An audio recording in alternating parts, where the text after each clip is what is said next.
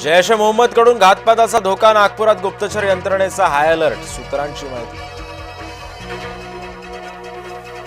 आजपासून नागपुरात हिवाळी अधिवेशनात सरकारची कसोटी लागणार। शेतकरी प्रश्न, मुंडवा जमीन घोटाळा, तपोवन वृक्षतोडीचे पडसाद उमटण्याची शक्यता। सरकारच्या चहापानावर विरोधकांचा बहिष्कार, ज्यांना लोकशाही मान्य नाही त्यांच्यासोबत चहापान कशाला? सरकारवर टीका करत विरोधकांचा चहापानावर बहिष्कार। विरोधकांची पत्रकार परिषद, निराशाजनक, चहापानावर बहिष्कार टाकण्याची परंपरा विरोधकांनी पाळली, मुख्यमंत्री देवेंद्र फडणवीसांचा विरोधकांना चिमटा। जनतेच्या प्रश्नांमध्ये विरोधकांना स्वारस्य नाही, विरोधी पक्ष अतिशय निष्प्रभ, उपमुख्यमंत्री एकनाथ शिंदेंच्या विरोधकांवर निशाणा। उद्धव ठाकरे इंडिगोच्या विमानानं फिरत नाहीत, विमानानं यायचं नसेल तर गाडी त्यांच्यासाठी पाठवून देतो, मुख्यमंत्री फडणवीसांचं उद्धव ठाकरेंना चॅलेंज।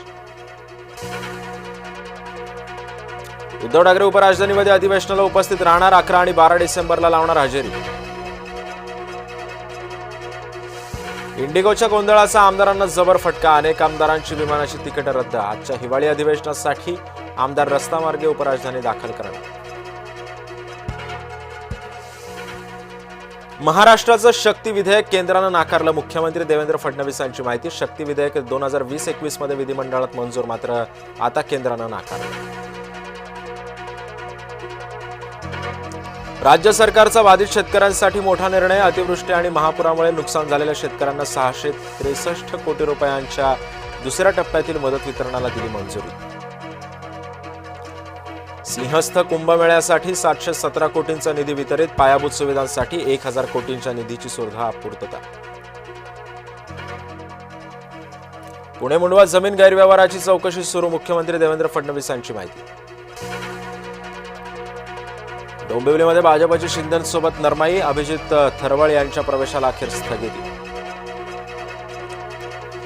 इंडिगोवर कारवाईची कुऱ्हाड कोसळणारच, 4 सदस्यीय समिती चौकशी करणार, उड्डाण राज्यमंत्री मुरलीधर मोहोळांची माहिती।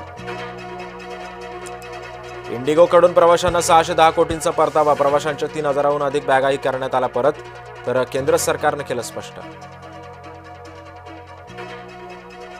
इंडिगोच्या वैमानिकांचं खुलं पत्र व्हायरल, पायलट आणि कर्मचाऱ्यांच्या सातत्यानं अपमान केला जातोय, वैमानिकांना पत्रातून मांडली खुली भूमिका। गोव्याच्या नाईट क्लबच्या व्यवस्थापकासह अन्य 3 अटक, क्लब मालकाला अटक करण्याचे आदेश, गोव्याचे मुख्यमंत्री प्रमोद सावंत यांची माहिती।